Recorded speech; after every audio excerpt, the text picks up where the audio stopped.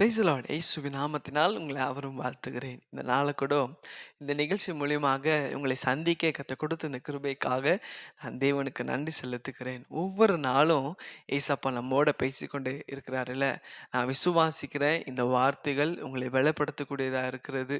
இந்த வார்த்தைகள் ஒவ்வொரு நாளும் உங்கள் வாழ்க்கையில் ஒரு மாற்றத்தை கொண்டு வருகிறது. ஆமென். இந்த நாளை கூட தேவன் நம்ம கொடுத்த வசனத்தை நம்ம வாசித்து நம்ம செபிக்கலாமா? இந்த நாளை தேவன் நம்ம கொடுத்த வேத வசனம் கொலோசியர் 3ஆம் அதிகாரத்தில் 13ஆம் வசனம். வேதம் அந்த கடைசி சொல்லப்பட்டிருக்கிறது, கிறிஸ்து உங்களை மன்னித்தது போல ஒருவருக்கு ஒருவர் மன்னிங்கள். ஆமென். இன்னைக்கு ஆண்டவர் உங்களே பார்த்து தான் சொல்றாரு, என் அன்பு மகளே, என் அன்பு மகளே, நான் உன்னை மன்னித்தது போல நீ பிற என்ன பண்ணுங்க, மன்னிக்க வேண்டும். ஆமென். கொஞ்சம் யோசித்து பாருங்களேன், நமக்கு விரோதமாக யாருன்னா பேசிட்டாங்க அப்படின்னு சொன்னால் நம்மளுக்கு எவ்வளோ கோபம் வருது இல்லைங்களா?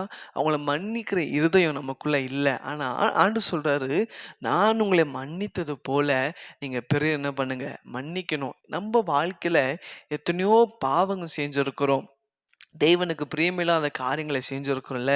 ஏசப்பாக்கு கோவம் வர மாதிரி நம்ம எவ்வளவோ காரியங்களை நம்ம பண்ணியிருக்கிறோம். ஆனால் ஏசப்பா அதெல்லாம் ஒதுக்கி நம்ம ஏசப்பா நம்மளை மன்னித்தாரே.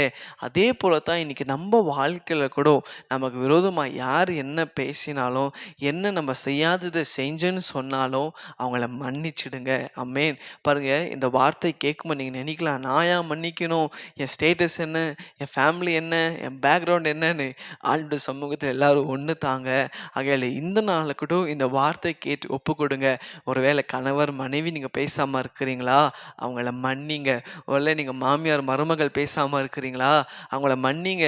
அவங்க என்னத்தான் பெரிய தப்பு செஞ்சாலும் உங்களுக்குள்ள ஏசப்பா போல அந்த மன்னிக்கிற இருதயம் உங்களுக்குள்ளே இருக்கணும். நான் வெறிய ஆண்டவர் ஆராதிக்கிறேன், நான் வெறிய ஏசப்பாவை நேசிக்கிறேன்னு சொன்னால் போதாது, அவருக்குள்ளே இருந்த அந்த மன்னிக்கிற இருதயம் உங்களுக்குள்ளே கூட என்ன பண்ணணும், இருக்கணும். ஒருவேளை அப்பா அம்மா பிள்ளைங்க குறித்து நீங்கள் நான் எங்கள் அப்பா அம்மாட்ட பேசி எவ்வளோ நாள் ஆச்சு தெரியுமா, என் பிள்ளைகிட்ட பேசி எவ்வளோ நாள் ஆச்சு தெரியுமா அப்படின்னு சொல்லாதீங்க.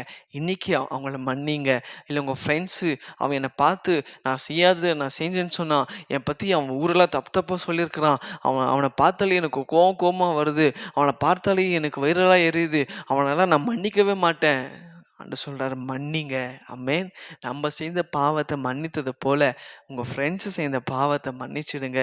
அவங்க தெரியாமல் ஒருவேளை உங்கள் பற்றி உங்கள் மேலே இருக்கிற கோபத்தில் சொல்லிட்டு இருக்கலாம். இன்றைக்கி போயிட்டு சொல்லுங்கள், ஃப்ரெண்ட் நான் உன்னை மன்னிச்சிட்டேன்டா, ஹஸ்பண்ட் நான் உன்னை மன்னிச்சிட்டேன், ஒய்ஃப் நான் உங்களை மன்னிச்சிட்டேன், அப்பா அம்மா என்னை மன்னிச்சிடுங்க அப்படின்னு நீங்கள் சொல்லும் போது கர்த்தர் சொல்கிறாரு, அவர் உங்களை ஆசீர்வதிப்பார். ஆமென். ஒருவேளை இது வரைக்கும் நீங்கள் யார்கிட்ட பேசாமல் உங்கள் உள்ளத்தில் கோபம், கசப்பு, எரிச்சல், வைராகியம் இதெல்லாம் தூக்கி போட்டுட்டு மன்னிக்கிற இருதயம் உங்களுக்குள்ளே வந்துச்சுன்னா கர்த்தர் உங்கள் உள்ளத்தில் வாசம் பண்ணி உங்களை ஆசீர்வதிப்பார். நீங்கள் சந்தோஷமாக இருப்பீங்க.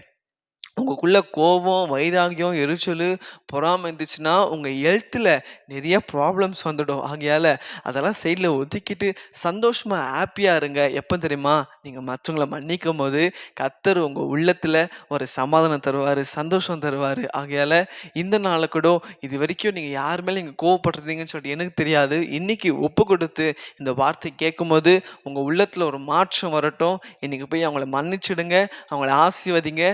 கர்த்தர் உங்களை ஆசீர்வதி. ஒப்பு கொடுக்குறீங்களா? செபிக்கலாமா?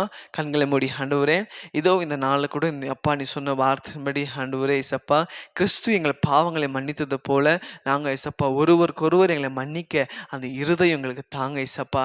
இசப்பாட்ட கேளுங்க இசப்பா, உண்மை போல இசப்பா மன்னிக்க எனக்கு இருதயம் தாங்க ஆண்டவரே.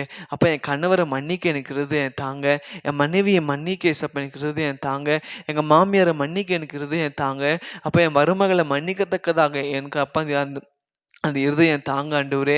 அப்பா எனக்கு விரோதமாக யார் என்ன சொன்னாலும் சரி அவங்கள மன்னிக்கத்தக்கதாக அந்த இருதயம் எனக்கு தாங்கப்பா.